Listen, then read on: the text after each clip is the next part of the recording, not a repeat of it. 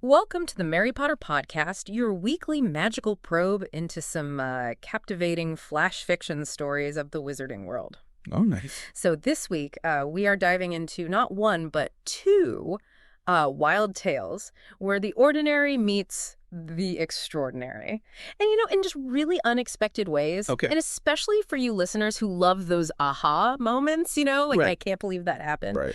You'll enjoy these because they are definitely worlds colliding. And we've got two stories that I think will really spark your curiosity. Okay. Think kind of fantasy films, Uh-huh. those big epic series condensed into bite-sized but really powerful narratives. Oh, cool.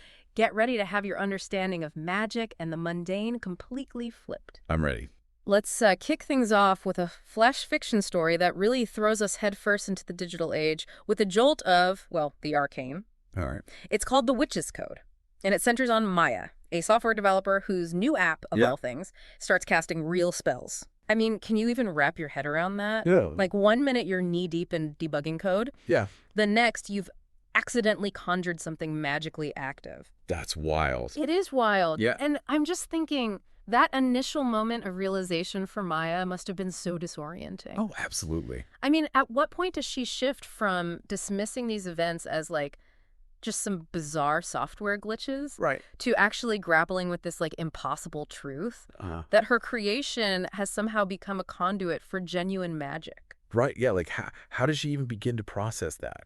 That is the question, right? Like, is there a specific event, or is it a gradual accumulation of evidence that finally tips her over the edge? Right. And it couldn't have been just one pop-up error message. Right. Oh, for sure not. I mean, things must escalate quickly. Yeah. Right. Because through her computer screen, Maya stumbles into this unbelievable, truly unbelievable digital underworld of magic. Right. The story paints such a vivid picture Yeah. of this flickering marketplace teeming with, like, cloaked figures and these glowing sigils. Like right there on her screen. Right there, right on her screen. Wow. Auctions for enchanted weapons happening right there on her monitor. That's crazy. I know. And then these ethereal, encrypted conversations just zipping across the digital ether. I mean, it's like the dark web just took this hard left turn into Diagon Alley. Ooh, about that. Yeah. I mean, what strikes you most about this blend of technology and just, like, the mystical? Well, I mean, what's fascinated me is precisely that blend, right? Yeah. Like the way the story reimagines the internet. This space we consider so utterly mundane and logical Right. as like a potential highway for, the hidden and the magical. Right. I mean, that detail about cloaked figures and glowing sigils existing within, the familiar interface of a digital marketplace. Right. It's such a powerful juxtaposition. Yeah. It really makes you think, like, what other hidden layers might exist within the technologies we interact with every single day?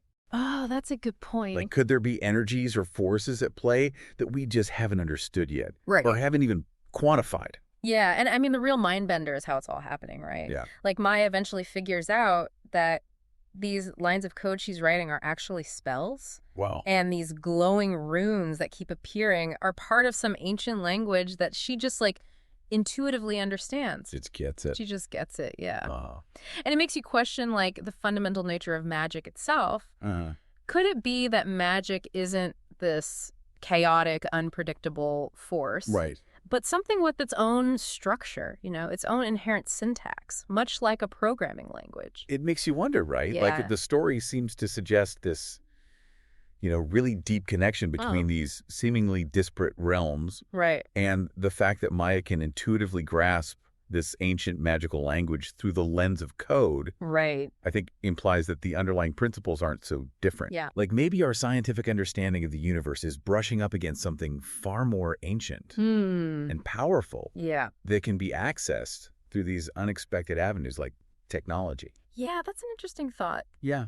And I think the examples of Maya's early magical exploits in this digital realm are just brilliant. Oh, yeah. Like what? Like battling pop-up imps conjured by, get this, a rival coder. What? I mean, talk about a next-level cybersecurity threat. Oh, yeah. Right. That takes it to a whole new level. Or short-circuiting a surveillance grimoire. I mean, that sounds way more invasive than regular spyware with a well-placed Python script. Nice. And then there's this trading antivirus software, which I think is the digital equivalent of magical wards Ah, for a digitized potion of, get this, owl-like wisdom. I like Right. wisdom. Yeah, to decipher a coded prophecy. Wow, it's all very, very clever. It's so inventive. Yeah. And it really grounds the magic in this digital landscape that we're all familiar with. Right. And that's what I think makes these examples so effective. Yeah. It's because they take these really fantastical concepts Right. and translate them into this context that we understand. Yeah. I mean, we've all dealt with annoying pop-ups or the need for online security. Right, exactly. And by framing these magical actions within this digital framework, the story makes the extraordinary feel almost, well, logical, Mm-hmm. Like it really highlights the author's cleverness in finding those parallels between the mundane and the magical. Right, yeah. What do you think those early successes, those almost playful uses of her abilities, suggest about how Maya sees this whole thing? Like initially. I think initially it probably felt like a game to her, right? Yeah, Like a bizarre and fascinating side effect of her work. Uh-huh. But as you can imagine, Maya's life takes a dramatic turn. Okay. By day, she's just your average programmer, probably dealing with the usual, tech industry pressures. Right. But by night, she's navigating this dangerous, illegal, digital, occult world. Oh, wow. So it's like living this double life, Yeah, The mundane masking something incredibly significant Mm-hmm. and potentially really perilous. Yeah. What kind of a psychological toll do you think that would take on someone? I think it would be immense, right? Yeah. It's just the constant need to compartmentalize these two realities. Mhm. I mean, the secrecy, the potential danger lurking in both worlds, Yeah. it's a heavy burden. It is. And then you add in the illegality of it all, right? Right. She's not just learning magic. She's operating outside the norms of both the digital world Uh-huh. and the magical world. That's a lot to handle. It is. And as you might expect, the stakes start rising pretty quickly. Okay. We're talking rival sorcerer coders because, of course, there'd be competition in the magical coding space. Oh, of course. Shadowy organizations lurking in the darker corners of the digital realm. Oh, yeah. And whispers of this incredibly powerful encrypted spell that could disrupt the very fabric of reality. Oh. This isn't just about winning a coding competition anymore. Right. Yeah. So what do these escalating threats suggest about the nature of magic in this world? Like, is it a force that just inherently attracts these power struggles? Well, I mean, the introduction of those antagonists Yeah. and that looming threat of a reality-altering spell Right. definitely indicate that magic, even in its digital form, is a force to be reckoned with. Yeah. I mean, the existence of shadowy organizations, right? Yeah. Suggests there are established power structures Right. and potentially conflicting agendas within this hidden world. Mhm. It really implies that Maya's stumbled into something way bigger Yeah. and more complex than she initially realized. Right. A Right. world with its own rules, its own dangers. Right. And her normal job pretty much becomes background noise at this point. Oh, really? Yeah, as she's constantly dealing with threats and attacks because of her unique spellcrafting abilities. Oh, wow. Yeah, suddenly those coding skills are less about building the next killer app Yep. and more about defending herself from digital and presumably magical attacks. Yeah. It's a complete reversal of her everyday reality. It is. It highlights that classic element you see in so many stories, Uh, the ordinary individual thrust into extraordinary circumstances. right. Maya's skills, which were once purely for creating and solving problems in this technical domain, Yeah. are now essential for her survival Yeah. in a world she never knew existed. That's right. It's a testament to her adaptability, Right. but also a stark reminder of the dangers she now faces. That's true. Thankfully, she doesn't have to go it entirely alone. Oh, good. She finds some pretty interesting allies in this digital occult underground. Oh, like who? Okay, so we've got a potion-selling hacker. I mean, sounds like someone with a very particular set of skills you'd want on your side. Oh, yeah. Then there's an exiled seer who speaks in binary code, Whoa. which is just a stroke of genius, It is. and a grumpy AI librarian Nice. guarding all sorts of fragmented and probably incredibly valuable magical knowledge. So cool. These characters really add some, depth to this world. They do, they do. What do you think each of them brings to Maya's journey? I think each one provides her with unique resources and perspectives, right? Okay. So the potion selling hacker, she's probably offering practical support. Right. and maybe some connections in the digital underworld. Uh-huh. The binary-speaking seer probably represents a deeper understanding of the magical language that's intertwined with the technology, right? All right. And he might hold some crucial insights into the whole encrypted spell situation. Got it. And the grumpy AI librarian, well, he's like a repository of lost knowledge, Right. essential for deciphering the mysteries that Maya's encountering. Hmm. Together, I think they form this, like, unconventional support network, you know? Yeah, yeah. Which highlights how even in these clandestine environments, you can still find collaboration. It's true. And then, of course, comes the real twist. Maya discovers this encrypted spell that everyone's after isn't just some powerful digital magic, like a super virus or something. Right. It's a backdoor. A literal backdoor in the code of reality itself. Whoa, what? Threatening to unleash all this digital magic into the physical world. No way. I know, right? My. I mean, imagine the chaos. Oh, it'd be crazy. What kind of implications would a breach like that have? Well, I mean, it would completely reframe everything, wouldn't it? Yeah. It goes way beyond the digital, right? Yeah. And introduces this potential for this catastrophic merging of two distinct realities. Right. And the implications are huge. I mean, it could blur the lines between what's real and what's virtual. Oh, yeah. It could destabilize, like, the fundamental laws of nature as we understand them. Right. It makes that whole what-if scenario incredibly tangible and terrifying. So Maya, this coder who just wanted to build, a slightly quirky app, Right.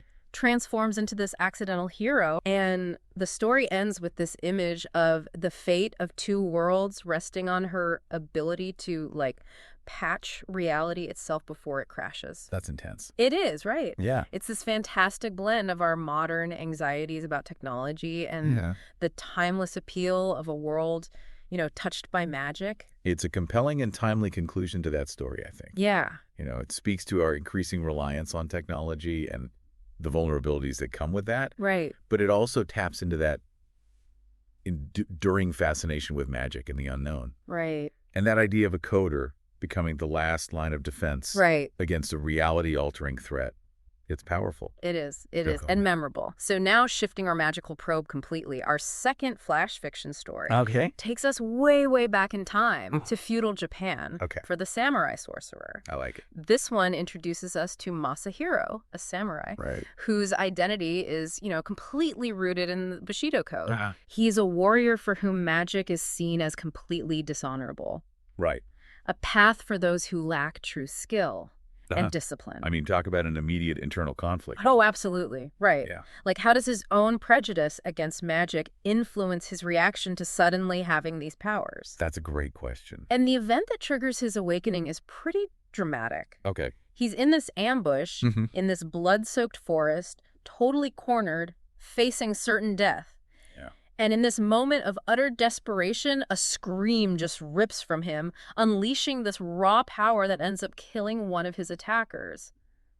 Wow. It's terrifying and transformative, Yeah. unleashing something unknown and forbidden from within. That's the classic awakening of magical abilities. It is. It is. But the fact that it happens to this highly disciplined samurai Right. amplifies the impact. It does. I mean, the fact that it's triggered by extreme emotional duress Yeah.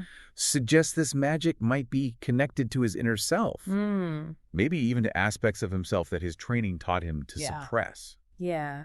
Yeah. That's interesting. And you can only imagine the fallout within his clan, right? Oh, yeah. I mean, the priests, the guardians of spiritual purity, they immediately brand him as tainted, cursed. And in that society, that carries immense weight, potentially leading to exile. Right. And his adopted father, the daimyo, must be facing such a dilemma. Oh, for sure. Torn between his duty to uphold tradition and his feelings for Masahiro.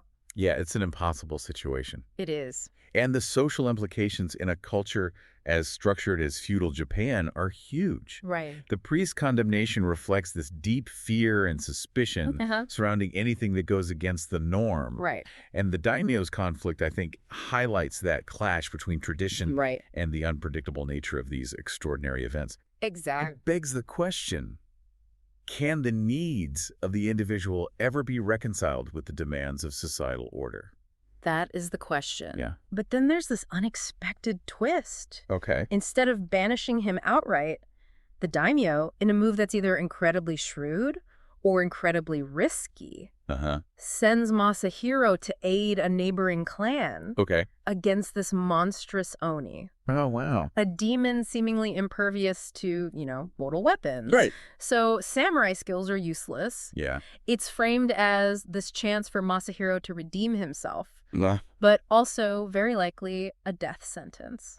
oh, wow. What do you make of the daimyo's decision? Well, it's a complex decision, right? Huh? On the surface, it looks like a chance for redemption. Yeah, But underneath, I think there's some political maneuvering going on. right. It removes Masahiro from the immediate problems of his own clan, Yeah, potentially gains favor with the neighboring clan if he succeeds. right, And as you said, it could be a way to deal with a perceived threat. right. So it's a gamble, but one with potentially big rewards, Yeah, yeah. regardless of Masahiro's fate. And the confrontation with the Oni is brutal. Masahiro's katana, which is, the very symbol of his samurai identity, Uh-huh. is completely ineffective against this nightmarish creature. Wow. And you can almost feel his desperation, right? Uh-huh. As he realizes his lifelong dedication to the warrior's path is failing him. Right.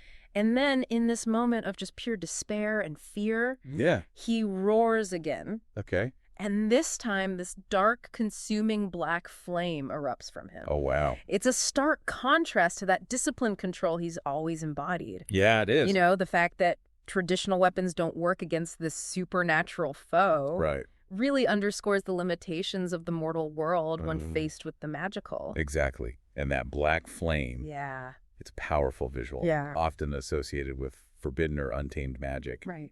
It hints at the raw, potentially dangerous nature of Masahiro's powers. Yeah, and the Oni's reaction is so telling. Oh, yeah. Yeah, it doesn't just recoil in pain, it seems to recognize the magic. Oh, like it knows what it is. Yeah, perhaps even its source. Mm-hmm. And amazingly, Masahiro, wielding this power he didn't even know he had, Right. and actively scorn, Yeah. manages to defeat the Oni. Wow. That's incredible. It's an unexpected victory, It is. born from the very thing he was taught to despise. Yeah. How do you think that victory impacts his understanding of honor? Well, the fact that the Oni recognize the magic Yeah. suggests that it's not completely unknown in this world, right? Yeah. Like, maybe it's condemned, but it's still there. Yeah. And Masahiro's victory, it's a little Pyrrhic in a way. What do you mean? He saved others, but by violating his deepest beliefs. Mm. And it forces him to confront this really tough question.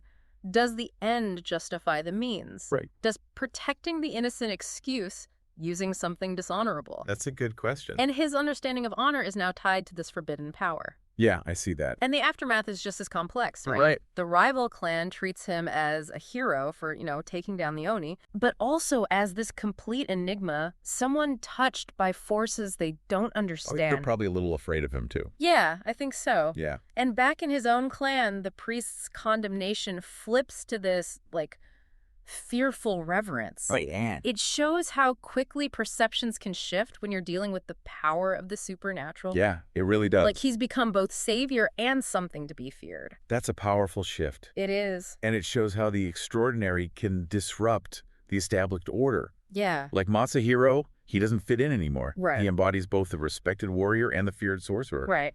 And that creates this, really complex web of reactions. It does. It speaks to that human tendency to both revere and fear what we don't understand. It does. It really does. Yeah. But at the heart of this story is Masahiro's internal struggle. Okay. This magic feels connected to darkness, right? To something deep and dangerous inside him. Right. And that clashes violently with his samurai ideals of self-control, discipline, unwavering honor. So it's like a battle for his soul. Exactly. This internal conflict is really the core of his journey. Uh-huh. He has to reconcile his samurai identity, Right. which is built on this rigid code Yeah. with this chaotic and potentially corrupting magic. Right. Right. It's an exploration of how we grapple with change Uh-huh. when our understanding of ourselves and the world is challenged. Yeah. And when he returns to his own clan, Okay. it's with this mix of awe and distrust. Oh, really? Yeah. And instead of a triumphant return, Uh-huh. he's assigned to navigate this treacherous political intrigue Oh, and investigate these rumors of ghostly armies. wow. tasks that, require his magical abilities, Right. it shows how his role has become so much more complicated. It's isolated. And isolated, yeah. Yeah. His new assignment, I think it reflects the clan's need to use him, Right. but also their caution. They don't fully trust They him. don't fully trust him, yeah. Makes sense. And the story ends by emphasizing Masahiro's, this fractured identity. Right. He's both blade and spell, Yeah. samurai and sorcerer. Straddling two worlds. Yeah, and he realizes his true war against the darkness outside and the darkness within has just begun. That's powerful. For him, honor is now defined by both his katana and his magic. It's a great ending. It leaves things open, It does, yeah. Suggests that his journey of self-discovery will continue. Right. And that the definition of honor has changed in his world. Absolutely. So what resonates most with you from these two stories? Ooh, that's a tough one. I know, right? I mean, both are so different, yet both deal with unexpected magic. Uh-huh.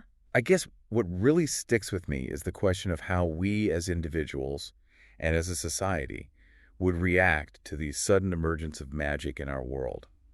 I mean, would we embrace it, fear it, or try to control it? That is a really good question, And what about you, listeners? What possibilities and dangers do you think a reality like the one in the Witch's Code might hold? I mean, could your everyday technology be hiding something more? Something magical. Something magical, exactly. And in the Samurai Sorcerer, we see this clash between tradition and forbidden power. Uh-huh. How do you think someone so bound by duty can reconcile with a power deemed forbidden? What does it truly mean to be honorable when the rules change? These flash fiction stories offer a glimpse into worlds full of potential and consequences. They do. So what other combinations of the mundane and the magical can you imagine? Yeah, let those imaginations run wild. That's right. Thank you for joining us for this magical probe into the flash fiction of the wizarding world. It's been fun. Rate and follow the Mary Potter podcast for more captivating stories. Until our next weekly delve, keep those sparks of curiosity alive.